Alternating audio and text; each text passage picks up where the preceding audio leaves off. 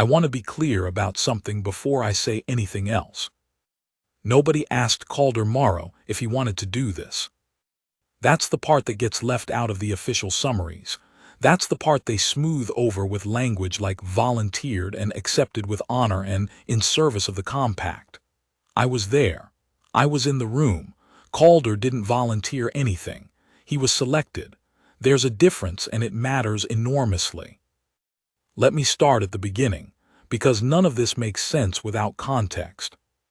3 years before the compact, humans and vampires had been doing what you might generously call not killing each other, which is not the same thing as peace. Peace implies some kind of mutual goodwill. What we had was mutual exhaustion. The Galactic Sovereignty Council had been pressuring both sides for decades, humans expanding outward, pressing into deep space sectors that the vampire courts had held quietly for centuries, not colonizing exactly, but watching. The way vampires watch things, patient, still, from shadows that most sensors can't read. The problem started when human mining operations on Sector 12 Brax breached what the Veilcourt dynasty called a threshold site. We called it an asteroid cluster. They called it a burial ground. Specifically, the burial ground of Empress Seravith I, Seravith Dawnless, the founding matriarch of the entire Dawnless bloodline, who had apparently been sleeping inside a sealed obsidian vault in the center of that asteroid cluster for about 400 years. We didn't know. I want to emphasize that. We genuinely did not know. But try explaining that to a dynasty of vampires who just watched a human mining drill punch through the sealed tomb of their founding ancestor. The war that almost happened would have been bad. I won't be dramatic about it, but the Sovereignty Council's own projections were not good. Vampires don't fight the way humans fight. They don't mass troops and push forward and accept casualties as acceptable losses. They're patient. They wait. They hit hard once, exactly where it hurts most, and they do it when you're asleep. So peace was necessary. A real peace, not an armistice. Something binding. Something that meant something to a species that valued blood above every other currency. A blood compact. And a blood compact in Veilcourt tradition means a marriage. I'm going to pause here and just sit with how absurd that sounds in the year 2247. We have faster-than-light transit. We have biogenetic medical synthesis. We have AI governance systems running 17 star systems simultaneously. And the peace between humanity and the Veilcourt dynasty came down to someone has to marry their princess. But that's what happened. The vampire courts sent their demand through the council. The dynasty's ruling triumvirate, 3 ancient vampires whose ages I will not speculate on because their archivist looked at me very strangely when I asked, stated their terms clearly. A marriage of blood. Their crown princess, Seravith Dawnless VII, named for the ancestor we'd accidentally disturbed. A human representative of standing. Someone with a title. Someone with clean lineage, whatever that means in human terms. Someone who could speak for humanity as a species, not just as a government. The council spent 3 weeks arguing about it. Then they selected Calder Morrow. He was 31. He held the rank of Senior Envoy 3rd Class. He had spent 7 years doing exactly this kind of work, negotiating at the edges of human-non-human contact zones, places where the rules were unclear and the wrong word in the wrong tone could start something nobody wanted. He was good at it. Not brilliant, not flashy. Good, steady. The kind of good that doesn't get you noticed until the moment it matters. And then it matters a great deal. He had no family. His parents had died in the Sector 9 collapse. No siblings, no partner. The council noted this as a practical consideration. I was the one who told him. He was sitting in my office on Station Harrow, eating a container of cold rice he'd brought from somewhere, reading field reports on a handheld screen. He looked up when I came in with the council packet. He watched my face. He's good at reading faces, people in his line of work usually are. He said, "How bad is it?" I sat down, I told him. He was quiet for about 30 seconds, which is longer than it sounds.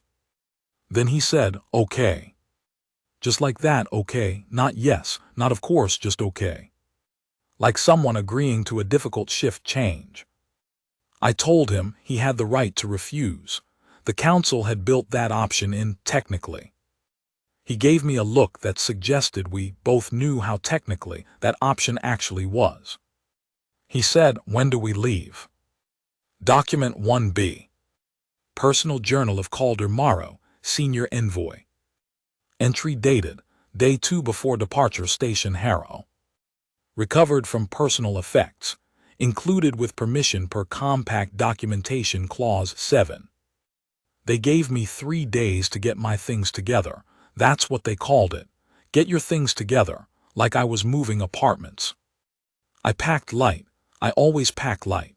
In this job, you learn that the more you carry, the more you have to worry about losing. I read every document they gave me on the Valecourt dynasty twice. Some of it I already knew. Vampires are not what the old Earth legends made them. They're not undead. They're not cursed.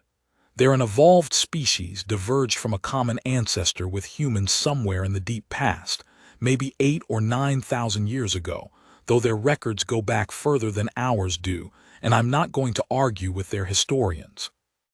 They photosynthesize differently from us, not sunlight, which is why they avoid it, but a specific spectrum of deep radiation that exists more abundantly in the dark sectors of space. They're faster than us, stronger. Their healing is remarkable from what I understand. They live for centuries. They drink blood. Not because they have to, not in the survival sense. They can subsist on other nutrition, but it's cultural, ritualistic, intimate in ways I'm not sure I fully understand yet. The Princess, Serevith Dauntless VII. There are almost no images of her in the human databases. Vampires are careful about that. What I found was a single diplomatic portrait, taken 12 years ago when she represented her court at a Sovereignty Council session. She was wearing black, which I gather is standard court dress. Dark hair. Pale in the way all vampires are pale, that specific quality of skin that looks almost luminescent in certain light. Her expression in the portrait was entirely neutral. I couldn't read her at all. That was the first time I felt actually nervous. I'm good at reading people. I need to be. I've negotiated with species who communicate through bioluminescent pattern changes. I've sat across tables from beings who smell every emotion you're feeling and use it against you. I adapt. But I couldn't read her from a photograph. And I had the sense, not a rational sense, just a gut feeling, the kind you get in this job after enough years, that she was going to be the hardest person I'd ever tried to understand. I ate the rest of my cold rice. I finished the reports. I told myself, one situation at a time. Document 1C. Field Report, Station Valecourt Initial Approach. Filed by Ensign Petra Voss, Diplomatic Security Detail. Date, Arrival Day, Month 1 of the Compact. I've been on 14 first contact diplomatic approaches. Station Valecourt was different. The station itself. I need to describe the station before I can describe anything else, because it sets the tone for everything. Valecourt isn't built like a human station. Human stations are practical. Grid layouts, corridors at right angles, lighting designed for maximum visibility and minimum power cost, everything labeled, everything optimized for function. Valecourt looks like someone grew it out of a mountain. The exterior is basalt dark, the same material as the asteroid field surrounding it, like it grew out of the rock rather than being constructed inside it. The geometry is organic, almost biological, with sweeping curves and recessed alcoves and towers that don't serve any obvious structural purpose but look, I want to say haunting, but that sounds ridiculous in a field report, so I'll say architecturally deliberate. The lighting is deep amber and occasional blue-white, enough to navigate by, not enough to flood anything into full visibility. There are shadows everywhere, not accidental shadows, intentional ones. The docking bay they gave us was clean, professional, 3 vampire officials waiting at the end of the berth, full court dress, which for them means elaborate in a way that takes a second to process. Layered black fabrics, silver insignia, high collars. All 3 of them perfectly still in the way that vampires are still when they're not moving, like statues that could decide to stop being statues at any moment. Envoy Mara walked off the ship first. That's protocol the principal leads.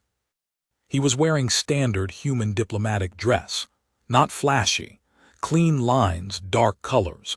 He told me before departure that he'd chosen not to wear anything that could be interpreted as trying to mirror their aesthetic. They'll see it as an attempt to perform something I'm not, he said. Better to be obviously human than obviously trying. In the moment, watching him walk toward those 3 waiting officials, I thought, that was the right call. He stopped at the correct distance. He bowed at the correct angle, shallow, spine straight, the gesture of a peer acknowledging another peer, not a supplicant approaching a superior. I'd watched him practice it. The senior vampire official, who introduced herself as Chancellor Mervyn, looked at him for a long moment before she spoke. Then she said, in perfect standard, "You are smaller than we anticipated." There was a beat of silence. Calder said, "Most things worth underestimating are." Chancellor Mervyn looked at him for another moment. Something shifted in her expression, very slightly. She said, "This way, Envoy." Document 1D.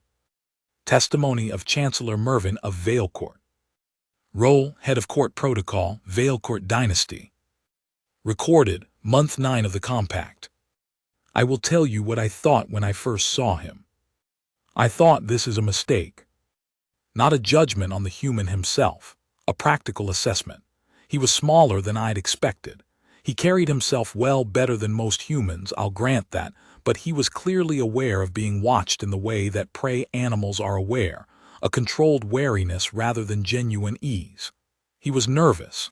I could smell it under the composure, that particular sour-sweet scent of contained anxiety. I thought, Sarevith will have him in pieces in 3 days. I don't mean that literally. I mean she would dismantle him, psychologically. Sarevith Dauntless VII has been managing court politics since she was 40 years old. She has negotiated with species that make humans look like infants. She is, I say this with deep affection, because I have known her since her childhood. She is not easy. She is not cruel. That's important to say. She is not cruel, but she is direct in the way that very old, very intelligent beings become direct when they've spent centuries dealing with things that are not worth the patience they require. She does not perform warmth she doesn't feel. She does not pretend. She had been told she would marry a human. She had not screamed. She had not argued publicly. She had sat in the council chamber while the triumvirate explained the necessity, and she had listened with her hands folded on the table in front of her, and then she had said, "I understand. He will not last." Not a threat, an assessment. She fully expected the human to break within the first month, to ask to leave, to fail in some social or political way that would then allow the dynasty to end the arrangement with honor intact on both sides. When she told me this, I asked her what would happen if he didn't break. She was quiet for a moment. She said, "Then we will deal with that when it occurs." Part 2, the first meeting. Document 2A. Personal Journal of Calder Mara.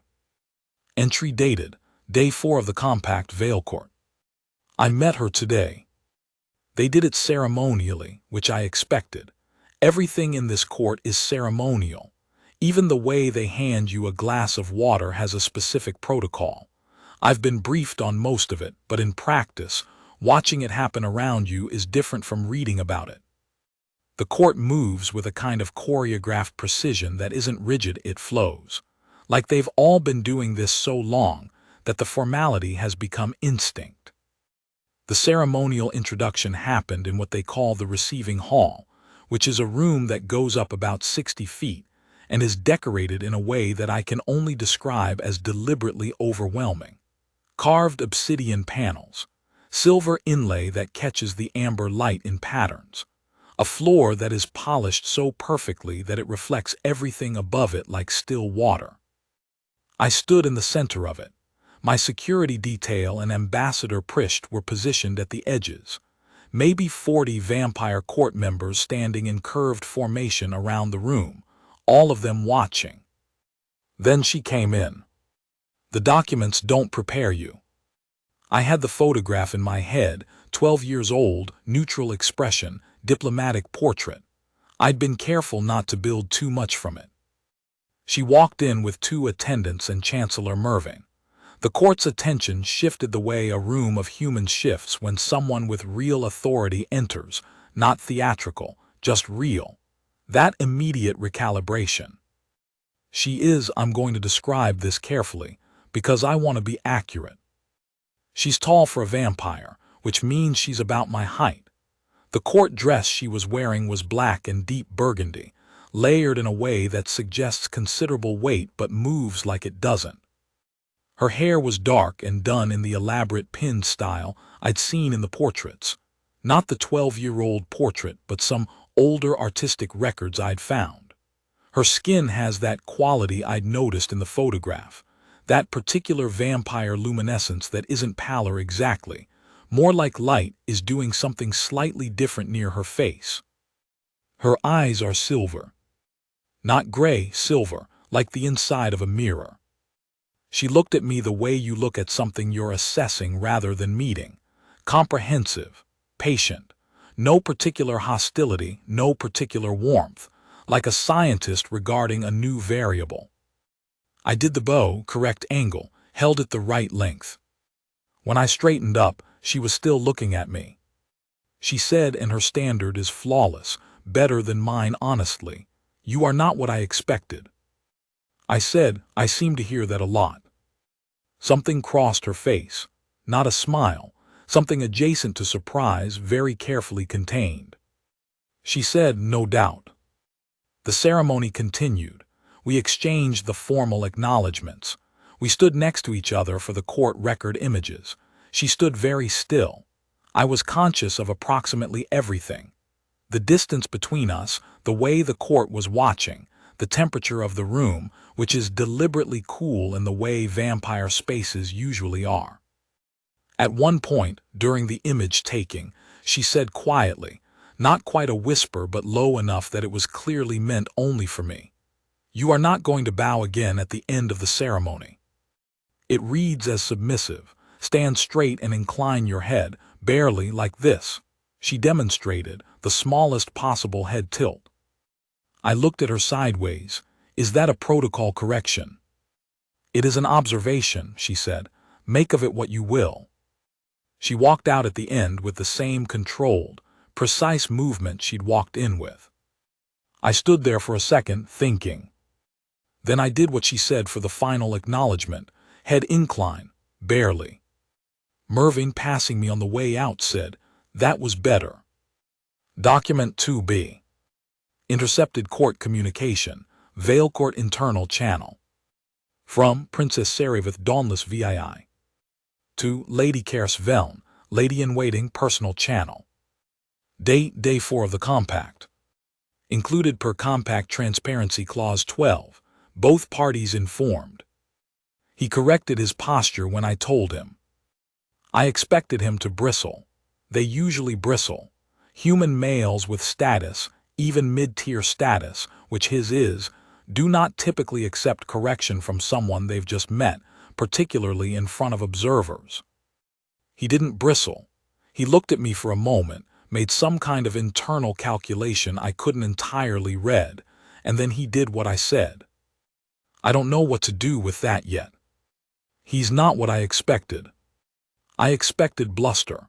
I expected the anxiety covered by performance, that particularly human way of being scared and talking too much to compensate. He's not doing that. He's quiet. He watches things. He noticed the inlay pattern on the east panel during the ceremony. I saw his eyes move to it.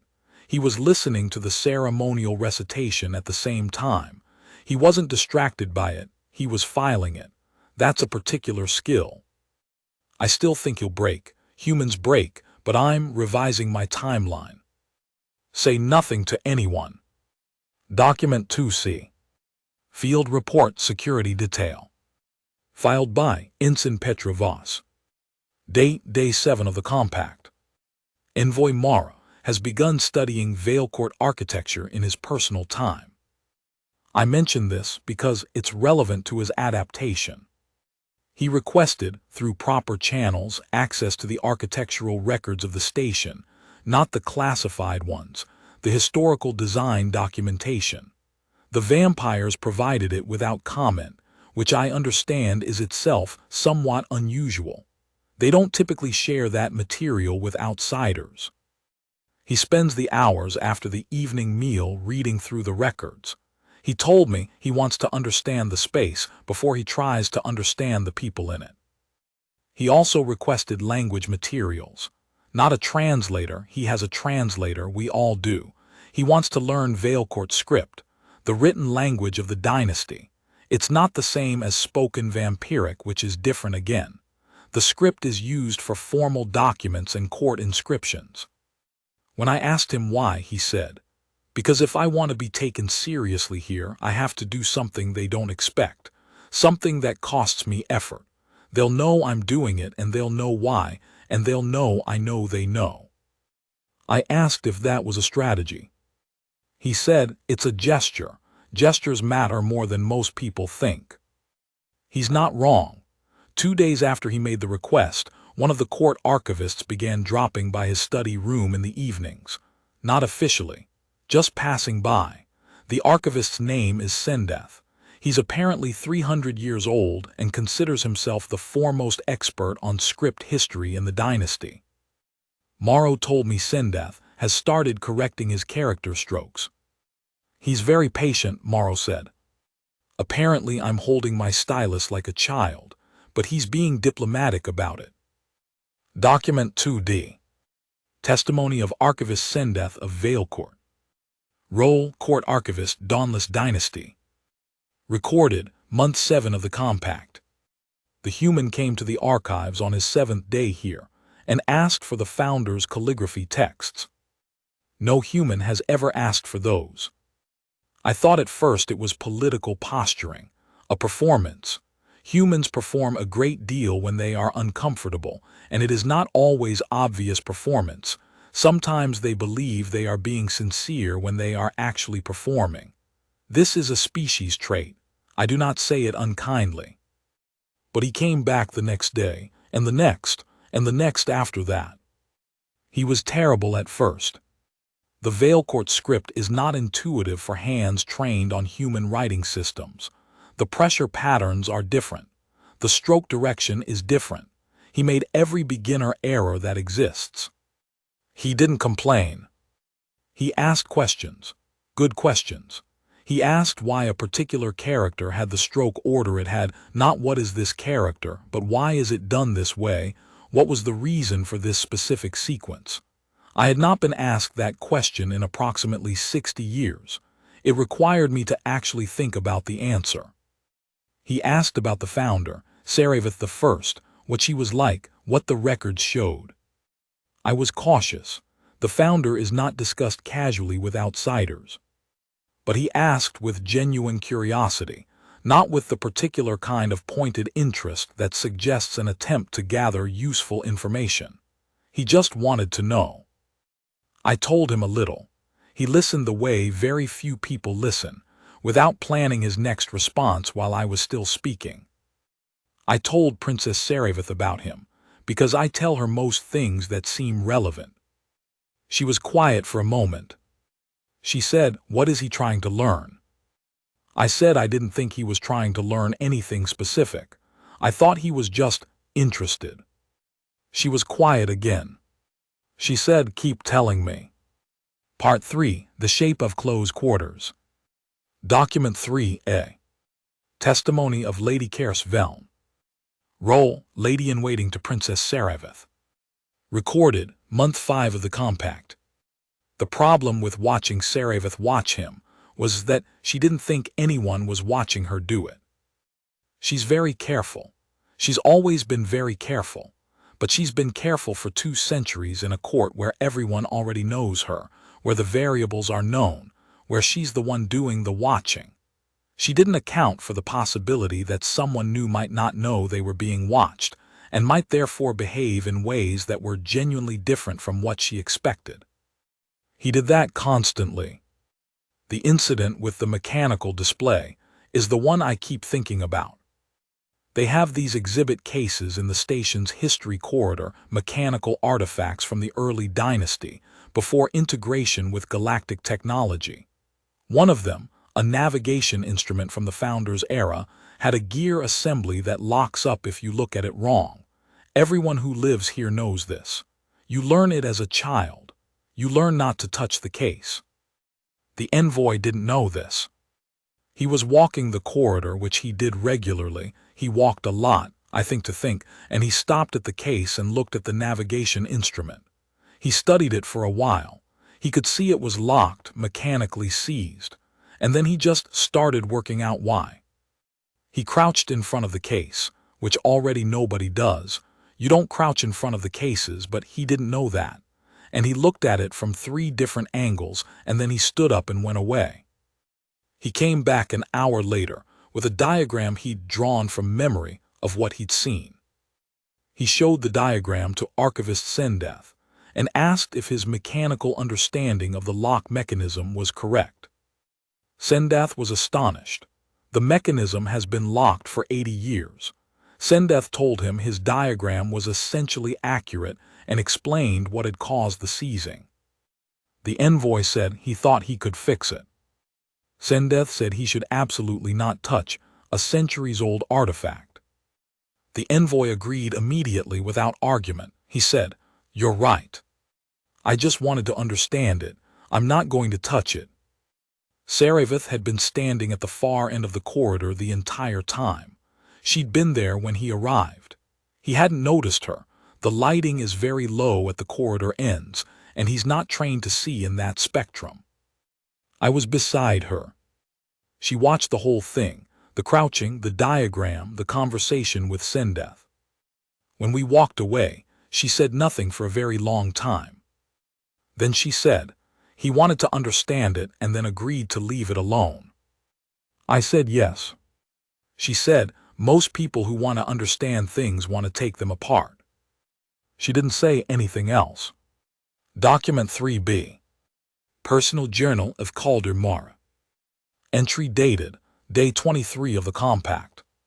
She sat across from me at the negotiation table today for the first time. The compact terms still need formal ratification.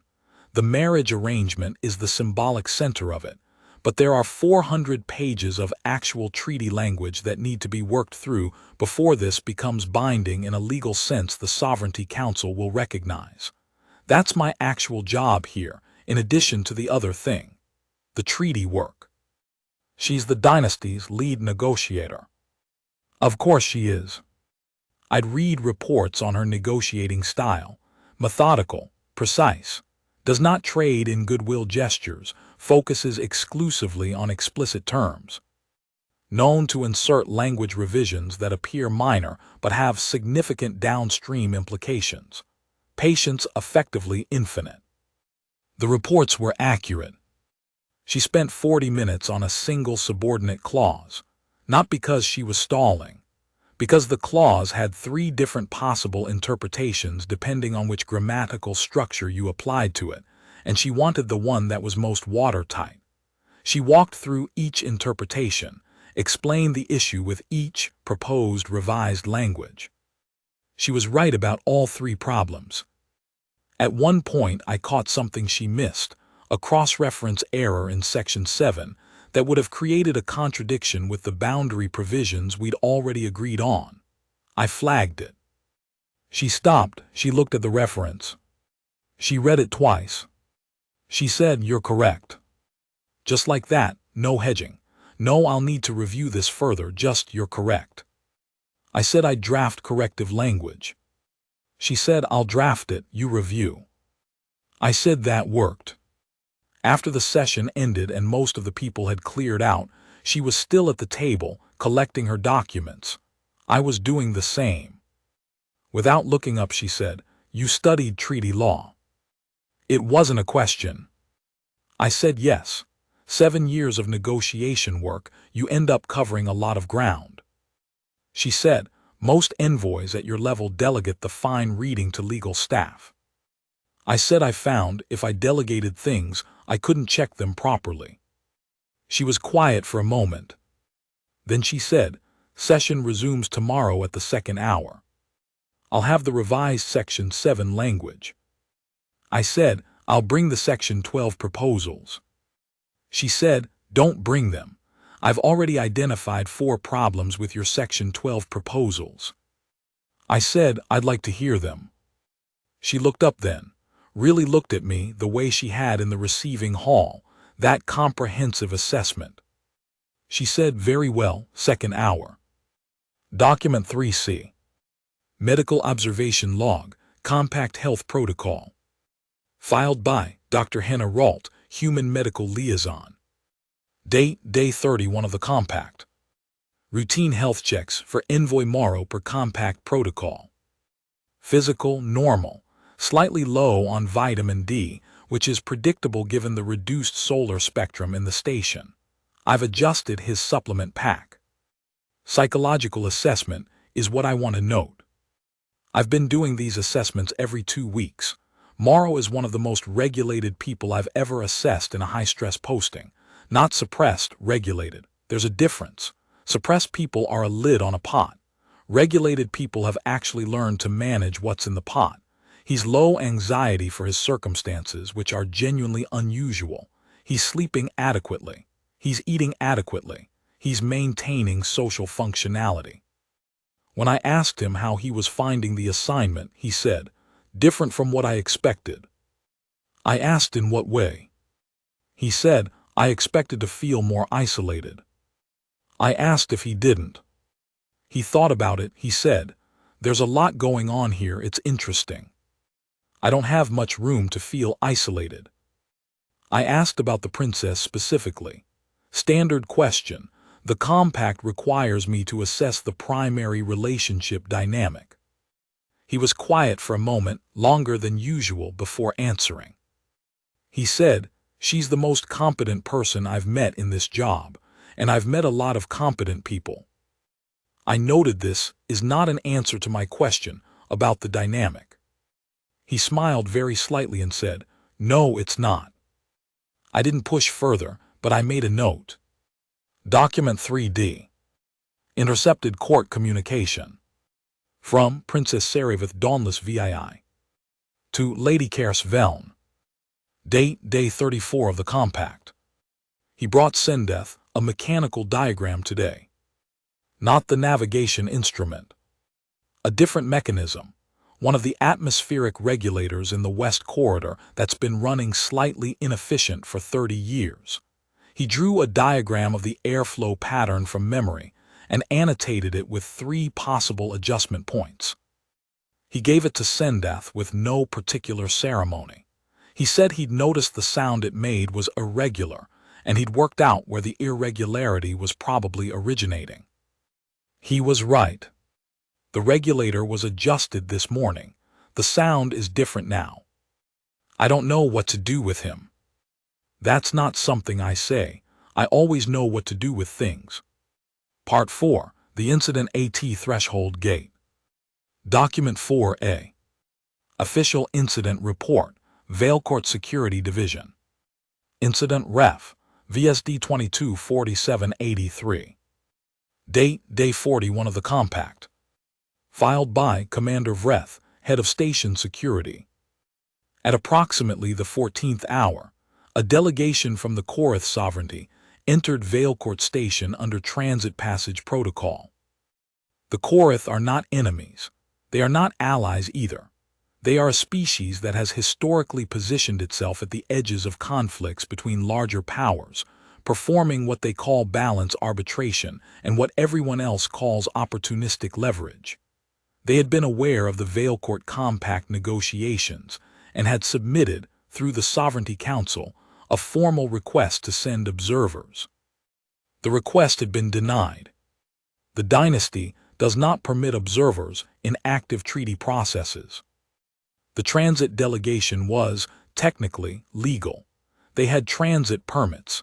They were authorized to pass through the station docking zone and resupply corridor. What they were not authorized to do was what they did. Their lead delegate, a Korath official named Privith III, Korath used numbered designators rather than personal names in formal settings, approached Envoy Morrow directly in the public corridor adjacent to the resupply zone. I will note, Envoy Morrow was not accompanied by his security detail at that moment. He had come to the corridor alone to take what I understand he calls a walking thinking break. He was unarmed, which is standard. Humans are not permitted to carry weapons within the station by mutual agreement. Privith III spoke to him in standard. I will reproduce the exchange from the corridor recording. Privith III, Envoy Morrow, a word. Morrow, I don't believe we've been introduced. Privith III, Korath Balance Authority. We've been observing the compact proceedings with interest. Morrow, the dynasty declined observer status for the Korath delegation. Privith III, indeed. A conversation between myself and the human representative of the compact in a public corridor is not an official observational proceeding. Privith III then said the following. I reproduce it exactly. The compact will fail, Envoy. It has never worked with vampires. They don't honor arrangements with species they consider temporary. You know what they call humans in the deep court, fleeting creatures, things that die between meetings. They're doing this because they had to, not because they want to. You'll be sent home in 2 years with a smile and a formality and nothing binding. The Korath could offer you something real. A negotiated position, actual bilateral terms. We'd like you to carry a message to your council. Morrow was quiet for a moment. Then he said, How many languages do you speak? Privith III paused. 7. Why? Morrow said, I'm going to say what I'm about to say in standard because it's the most diplomatic option, and I want to be clear I am choosing to be diplomatic. What you just did is attempt to use a transit permission to conduct unauthorized diplomacy within the station of our hosts. I'm going to tell Princess Sarevith and Commander Vreth about this conversation.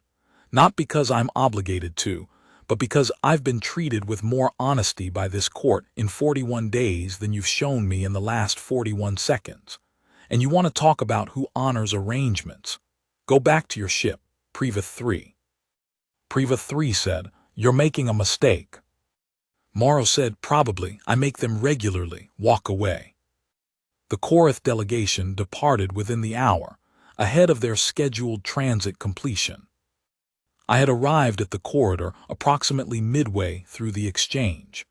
Princess Sarevith had arrived approximately 30 seconds before me. She had heard everything. Document 4B. Testimony of Commander Vreth of Valecourt. Date month 6 of the compact. The envoy came to my office within 20 minutes of the Korath encounter and reported everything. Every word. Not a summary, the actual words in order, as accurately as he could reproduce them. He said, I want to be transparent with you. I don't know if there's a protocol issue with how I handled that. I probably should have ended the conversation faster. I told him his response had been appropriate. He said, I want to make sure the dynasty has whatever they need from my account. I told him the corridor recording covered it. He said, I know, I'm giving you my account anyway. I told him I appreciated it. He stood to leave, then he paused. He said, They called humans fleeting creatures. I'm aware the dynasty has probably had similar thoughts about this arrangement. I'm not asking you to reassure me. I just want you to know, I'm not acting as if this is temporary. I don't know how to be in a place without acting as if it matters. He left. I sat with that for a while. Document 4C. Intercepted court communication. From Princess Sarevith Dauntless VII. To Lady Kers Veln. Date, Day 41 of the compact. He told the Korath to walk away. They offered him a position. A real one, probably. The Korath don't bluff on offers. And he told them he'd been treated with more honesty in 41 days by this court than they'd shown him in 41 seconds. I was in the corridor, he didn't know. I need you to understand. I have been telling myself for 40 days that he would break, that he was being careful because he was still in the performance stage, that humans in unusual diplomatic positions always have a period of sustained good behavior before the self-interest emerges. I have watched it many times. He doesn't appear to have a self-interest phase. I am aware that I may simply not have found it yet. I am aware my own history makes me not reliably neutral on the subject of humans who appear genuine. I know this. But Kers, he told them to walk away. Part 5, The Question of Blood. Document 5A. Testimony of Lady Kers Velm. Recorded, month 5 of the compact. I need to explain the blood question carefully, because it gets misrepresented in outsider accounts. In Vale Court tradition, the blood compact marriage is not consummated by, I'll use the outsider term, by biting. Not immediately, not without invitation. The tradition is complex and layered. The offering of blood is an act of profound intimacy and trust. It cannot be compelled. It cannot be performed on a sleeping or unwilling person, though I know the old earth legends suggested otherwise. It is given. For the compact to be fully ratified in the dynasty's ceremonial terms, it had to be given. But the formal ceremony giving was scheduled for month 6. There was a preparation period. The court watches, the court waits. In the interim, the pair must reach a state the dynasty calls willingness of presence, which is a specific term meaning that both parties have demonstrated they can occupy the same space without the fundamental dissonance that would make any deeper connection impossible. This is tested informally. There are shared meals. There are ritual walks in the observation corridors, which have views out into the deep sector and are used for significant conversations. There is a ceremony of shared starlight, which sounds mystical and is actually just standing together in the observation dome at a specific time and watching a specific stellar phenomenon. It's symbolic, but the symbolism matters. Sarevith did all of these with the envoy, with the perfect external composure she always has. What I observed, and I am her lady-in-waiting, I observe her closely, was that her internal composure was a different thing. The shared meal on day 55 was when I started to be certain. They eat separately from the court when they share meals, which is protocol for the bonding period, reducing the social pressure. The kitchens provide both human-appropriate food and vampire court cuisine, which is elaborate and heavily spiced in ways that don't photograph well. He tasted the court dishes. He didn't have to. Nobody asked him to. He tried each one carefully, asked about the spice profiles, and then asked who prepared them because he wanted to tell them they were exceptional. Sarevith looked at him for a long moment. She said, "Why do you do that?" He said, "Do what?" She said, "Notice things. Go out of your way to acknowledge them." He thought about it, genuinely thought, not a deflection. Then he said, "Someone made something good. It seems important to say so." She looked at her hands on the table. She said, very quietly, "Most people see a thing that's good and feel it as something they're owed." He said, "Yeah, just that, yeah, an agreement, not an argument." She looked back up at him. He was looking at her with an expression I'd not seen him use with her before, not the careful diplomatic attention, something else, something that didn't have a name in any report category. Nothing else was said on the subject. But after that meal, Sarevith walked back to her chambers without speaking, and she stood at the window for a very long time. Document 5B. Personal Journal of Calder Mara. Entry dated, day 58 of the compact. She showed me the observation dome tonight. It was the stellar phenomenon ceremony, the formal one, scheduled, court witnessed. But after the witnesses withdrew, she didn't move to leave. Neither did I. We stood there in the dome, which curves out into the void and gives you this view of the deep sector that is, I don't have language adequate for it. The station is positioned in one of the darkest pockets of space in this region. No nearby stars. The void here isn't black, it's a deep, specific blue, like the inside of something enormous. And against that, the stellar event they observe, a periodic cascade of bioluminescent nebula drift that happens every 60 years, was moving across the view in slow, curling waves. She was watching it the way I imagine she's watched it before, with the specific quality of attention you bring to things you don't take for granted even after seeing them many times. I said, "How many times have you seen it?" She said, 3. I said, "Is it different each time?" She thought about it. She said, "I am different each time." I didn't say anything. I wasn't sure what to say. After a while she said, without looking at me, "You were offered a way out 40 days ago." I said, "The Korith." She said, "You told them to walk away." I said, "Yes." She said, "Why?" I thought about how to answer that honestly without it being too much. The honest answer is complicated. I said, "Because I'm not here ironically. When I'm in a place, I'm in it." She turned and looked at me then, full attention, silver eyes in the nebula light. She said, "That is an unusual quality." I said, "People keep acting like it is." She looked at me for a long moment. Then she said, "The blood ceremony is in 12 days." I said, "I know." She said, "You have read the full protocol." I said, "Yes." She said, "Are you afraid?" I thought about it. I said, "Of the ceremony, no. Of getting something wrong and dishonoring it, yes." Her expression shifted, very slightly. That contained surprise thing she does, where something changes behind the composure and she doesn't quite manage to fully suppress it. She said, "Most humans who are told they will participate in a vampiric blood ritual spend considerable time being afraid of the wrong things." I said, "I'm afraid of the right things." The nebula light moved across the dome overhead. She said, "Yes, I see that." And then she looked back out at the void, and we stood there until the cascade passed, and she didn't ask me to leave. Document 5C. Intercepted court communication.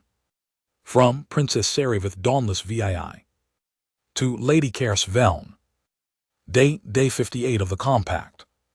I did not expect to want him. I need to say that plainly because I've been not saying it for several weeks, and it is becoming a weight I keep carrying into the wrong rooms. I have been alive for 227 years. I have managed courts. I have survived 3 coups. I have negotiated with beings who see the future. I have buried people I loved. I know what I am and I know what the world is and I know how things work. He has been here 58 days. He stood in the dome tonight and told me he's not here ironically. He stands in rooms and sees them. He fixes broken things and doesn't ask for credit. He called me the most competent person he'd met in the job and then read my Section 7 argument and found the flaw I'd missed and didn't make a point of it. He told the Korith they'd treated him dishonestly and told them to walk away. He's afraid of getting the blood ceremony wrong because he doesn't want to dishonor it. Cares, he doesn't want to dishonor it. I didn't expect this. I was prepared to manage a political arrangement. I was prepared to maintain correct conduct with someone I found bearable. I was not prepared for this. I don't know what to do. I have always known what to do. Tell me something. Tell me how to think about this. Document 5D. Response from Lady Kers Veln. Date, Day 58 of the Compact. Sarevith. I'm going to tell you what I've seen, and then you can do whatever you want with it. I've watched you for 160 years. I've watched you in grief and in triumph and in the 3 worst seasons of your life. I know what you look like when you're performing, and I know what you look like when you're not. For the last 30 days, you have not been performing when you look at him. That's all I'll say. Do you want him? Document 5E. Response from Princess Sarevith, Dauntless VII. Date, Day 58 of the Compact. Yes. That is the part that terrifies me. Part 6, The Ceremony of Blood. Document 6A. Formal Record, Blood Compact Ceremony. Filed by Chancellor Mervyn, Court Protocol Division. Date, Day 70 of the Compact. The ceremony was conducted according to the full traditional protocol of the Dauntless dynasty. Present, Princess Sarevith Dauntless VII, Envoy Calder Morrow. The triumvirate present via sealed witness channel, Lady Cairce Veln as attendant, Ambassador Vila Prisht as human observer, Archivist Sendeth as record keeper. The ceremony room is in the oldest part of the station, which is in the original asteroid chamber that was carved before the station's expansion. The walls are natural rock. The lighting is candlelight, actual flame, which is used only for this ceremony. It makes the room feel smaller and larger at the same time, in the way that firelight does. I have presided over 7 of these ceremonies in my tenure. I have never presided over one involving a human. I will say, the envoy conducted himself with perfect understanding of every element of the ceremony. He had studied the protocol. He had asked every question he needed to ask in advance so that nothing in the room would require verbal clarification. He stood correctly. He spoke the acknowledgement phrases in the traditional language, not standard. He had practiced them with Sendeth, and his pronunciation was careful and accurate if not fluent.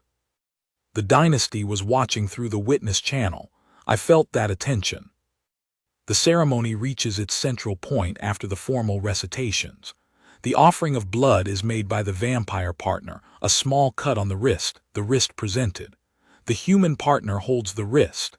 They don't drink, not in the full sense, not without further agreement, but they hold, they feel the pulse. It's contact at the most fundamental biological level. 2 different species. 2 different physiologies, 2 different heartbeats. When Sarevith extended her wrist, her expression was composed, correctly composed. But her hand, I noticed, was trembling. Not much, not enough that most observers would see it. Envoy Morrow took her wrist. He held it gently. He looked at her. I have been doing this job for 140 years. I have a reliable sense of what is real and what is performed in ceremonial moments. He was not performing. He held her wrist, and he looked at her, and whatever passed between them in that moment was not ceremony.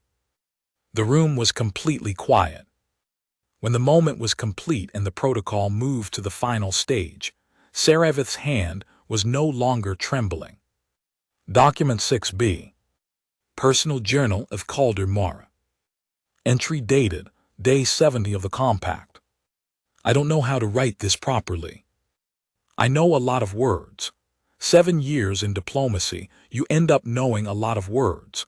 But I'm sitting here in the study room at the end of the ceremony night, and I keep starting sentences and stopping them because they keep coming out wrong. Here is what I know for certain. I went into this assignment thinking I knew what I was doing. Not what would happen, I didn't know that, but who I was, how I was going to function. I was going to be steady and competent and respectful and try not to make anything worse. That part I managed. But somewhere in the 70 days, something else happened that I wasn't planning for and didn't see coming and still don't entirely have language for. I looked at her tonight and she was trembling. 227 years old. She's managed coups. She's survived things I can't comprehend. She's the most composed person I've ever met, and her hand was trembling. I held it. I'm not going to write anything else about what that was like. Some things aren't for the record. I will write this, I'm not here ironically. I said that to her in the dome. I meant it about the station, the posting, the work. I think I mean it about her now too. Document 6C. Testimony of Ambassador Vila Prisht. Recorded, month 11 of the Compact. I've been asked to give my overall assessment, professional assessment, from someone who was present for most of it. What I observed was not what I expected. I expected a functional arrangement, two competent professionals managing an impossible situation with grace, maybe genuine mutual respect at the end of it if things went well. I did not expect whatever this actually turned into. I've known Calder for 9 years. He's good at his job, he's steady. He cares about the work, but I've never seen him, I'm going to be careful how I say this, I've never seen him fully arrive somewhere before. He's always been a little bit in transit, not unhappy, just not fully landed. He's landed here. And Sarevith, I'll be honest, I was afraid of her for the first 30 days. I don't have a lot of experience with vampires of her caliber. She's old and she's intelligent, and she has a stillness that is genuinely unsettling until you understand it. After about 30 days, I realized she was paying attention the same way he was. The careful, real kind of attention, not managing the room, actually paying attention. The treaty is ratified, fully, legally, in terms the Sovereignty Council has accepted. The boundary provisions are the strongest I've seen in an interspecies compact in 20 years. The cultural exchange protocols they drafted, those were Sarevith's idea, but Calder built the framework, are genuinely new. Nothing like them exists in prior treaty history. They did it together, that's the thing. They sat at that table for weeks and they did it together, and at some point it stopped looking like negotiation and started looking like collaboration. People who trust each other's judgment. I don't know what it looks like in a year, or 10 years, or the 30 or 40 years that Calder has if he's lucky, and the 2 centuries or more that Sarevith has after that. I know what it looks like right now. It looks like unexpectedly real. Part 7 after. Document 7A. Intercepted court communication, 6 months post-ratification. From Princess Sarevith Dauntless VII. To Lady Kers Veln. He learned 6 more characters in the script today. He's getting better. Sendeth says he stopped holding the stylus like a child, which I understand means he's now holding it merely like a young adult, which is apparently progress. He fixed the gear assembly in the East mechanical case. Sendeth gave in eventually. The instrument works now. It's been locked for 80 years. He asked me last night what I was afraid of.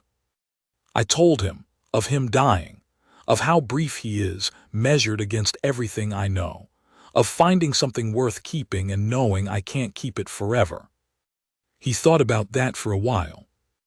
Then he said, I think about that too. I just decided it wasn't a reason not to be here. Cares?